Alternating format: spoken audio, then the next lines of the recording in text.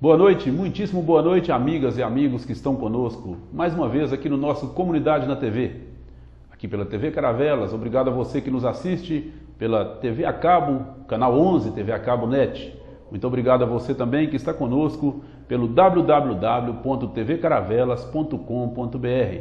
Nosso programa de hoje terá 4 blocos muito especiais. O primeiro e o segundo blocos conversaremos com o Dr. Márcio Castro, que é infectologista, sobre a influenza A/H1N1.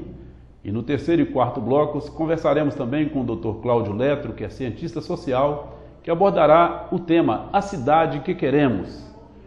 Lembrando que você pode participar ao vivo, caso queira, pelo 31 3822 8327.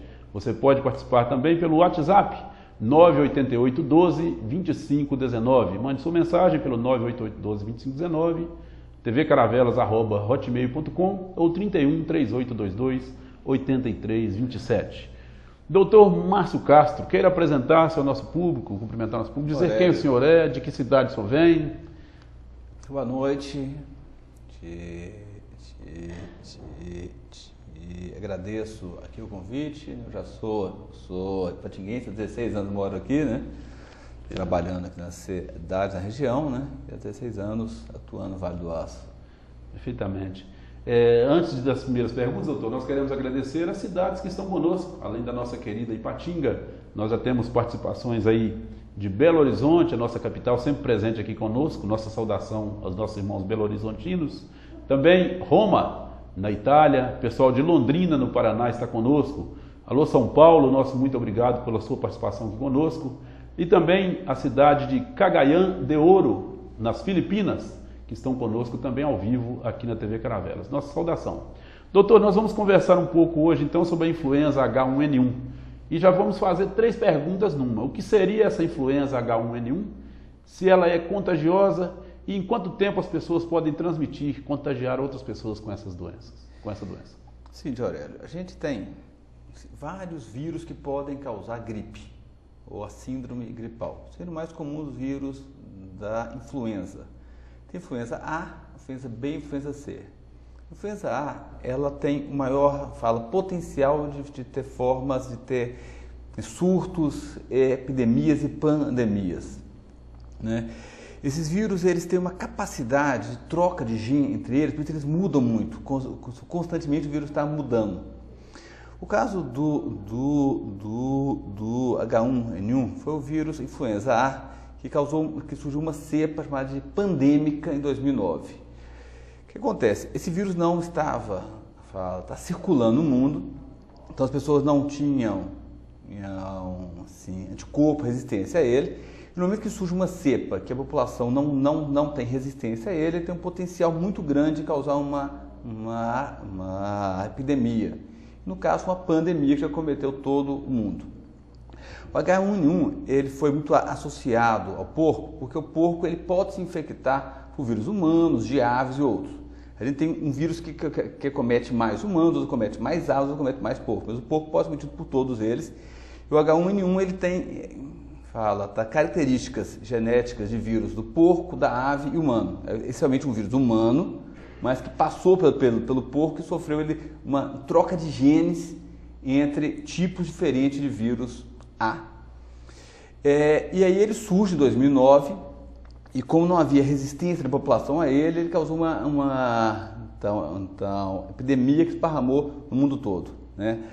A transmissão dele, então, trouxe um vírus com um alto potencial de infecção, dada mais a falta de resistência da população, mas além disso tinha também características de poder causar uma doença um pouco mais grave. Além de cometer vias aéreas superior, nariz, garganta, poderia cometer também pulmão. Então ele pode ser um pouco mais agressivo do que a maioria dos outros vírus de gripe. Embora grosseiramente, clinicamente, não tem como a gente diferenciar os vírus. Tanto que a gente fala que existe a pessoa que está com uma síndrome de gripe ou, nas formas graves, uma síndrome respiratória aguda grave. São as manifestações mais graves da influenza. Mas não há distinção clínica entre um vírus de outro. Então ele é extremamente contagioso e a pessoa, durante quanto tempo ela contaminada, ela pode passar esse vírus para frente. Não é nem tanto que ele seja mais contagioso, é a população que não tinha tanta resistência a ele. Normalmente a pessoa ela vai então passar o vírus, transmitir o vírus, principalmente no período de doença, que é em torno de 7 dias. A transmissão se dá pela tosse ou espirro. Então, quando a gente tosse e espirra, vai eliminar em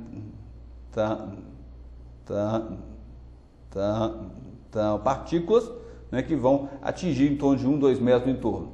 Uma pessoa pode contaminar inalando essas partículas, ou quando elas caem numa mesa, num objeto, até 48 horas o vírus vai estar ali, as pessoas podem tocar ou na mão da pessoa que está infectada, que soa, sente nariz, que leva a boca e nariz, então a pessoa pode estar passando. Então, pela tosse, pelo contato com a mão da pessoa infectada ou objetos.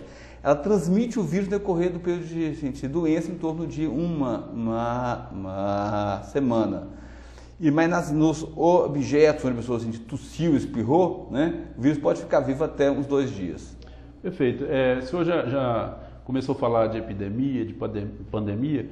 Em que lugar especificamente esse vírus surgiu? E hoje nós já estamos vivendo uma pandemia, já tomou conta do mundo inteiro? Nós tivemos uma pandemia em 2009. Logo nos anos seguintes, esse vírus passou a fazer parte da influenza que ocorre anualmente, sazonal, não é mais uma epidemia. Esse vírus passou a circular e ocupou. A gente tem todo ano um vírus, grupos de vírus que circulam e causam aquelas gripes anuais. Gripe é tipicamente doença de inverno, né? Então todo inverno alguns vírus vão circular e causar gripe. O H1N1 passou-se nos últimos anos a ser um vírus da influenza que ocorre normalmente todo ano, não é mais uma epidemia ou uma pandemia. O que nós estamos vivendo hoje, na verdade, é um surto, no sentido que mudou um pouco o comportamento esse ano, em que a gripe começou a ocorrer um pouco mais cedo. Normalmente a gripe que ocorre no inverno, né, chegou no final do verão, começando a ter casos de gripe em Rio e São Paulo, já está cometendo algumas cidades de Minas, o sul de Minas, Triângulo, né? Então a gente está vendo um aumento do crescimento dos casos de gripe numa época que não era tão comum ocorrer gripe, que é o outono. Então é uma gripe então sazonal com a mudança de comportamento, mas não é uma epidemia, muito menos a pandemia hoje. Perfeito. O senhor poderia falar um pouco dos sintomas, se há sintomas que diferem a influenza humana dessa gripe suína? Também, se nós adoecermos, quais os cuidados que nós temos que tomar? Como é que seria isso? Como eu falei, não há diferença entre um tipo de manifestação, todos os vírus que causam gripe vão ter quadro semelhante. A gente fala então a síndrome gripal, que dá febre, uma coisa importante de gripe é da febre, que diferencia dos resfriados. Febre, dor de garganta e tosse. Esses são os sintomas básicos da gripe. Mas nós temos umas formas graves, uma síndrome respiratória aguda grave. São as manifestações graves da síndrome gripal. Então, quando você associa os sintomas de gripe, a dificuldade respiratória, a dispneia ou a falta de ar. Então, quando você tem um quadro de gripe, acometimento de pulmão, com dificuldade para respirar, vira-se então a síndrome respiratória aguda grave, que está mais relacionado com o risco de morte e complicações. Mas é indistinto, clinicamente, um vírus de outro.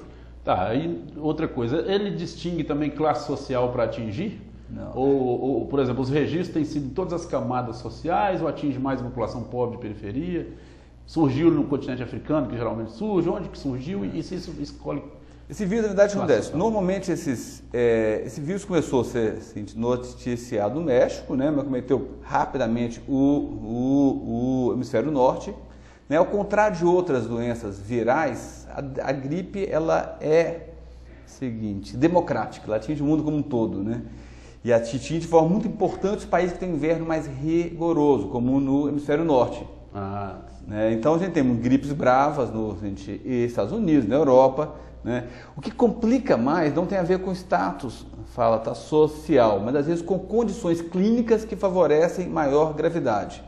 Idosos, crianças e pessoas que têm outras doenças que predispõem à gravidade. Doença do pulmão, do coração, do fígado, doenças que abaixam a imunidade.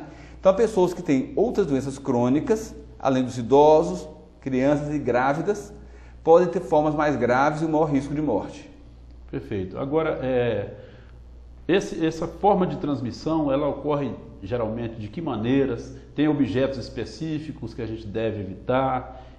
O prazo de sobrevivência desse vírus também nos objetos, como é que seria isso? Então, assim, a grande questão de transmissão é a tosse e a eliminação de partículas. Então, assim, favorece a gripe. No inverno, as pessoas ficarem em ambiente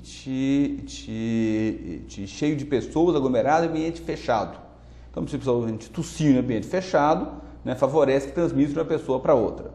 Os objetos, mesa, cadeira, corrimão, onde a gente está pondo mão, à medida que a pessoa tosse, às vezes põe a mão na cara para tossir, volta na superfície ou tosse sobre a superfície, os vírus vão ficar ali até 2 dias. Né? Então são fontes para transmissão, a própria tosse, os objetos onde a pessoa pode tossir sobre ele e sobretudo as mãos. Né? Tanto da pessoa que tosse e erradamente leva a mão à boca na tosse, e ela vai também passando, cumprimentando, né? Isso, vários livros já tinham sido conversados sobre a questão de igrejas, né?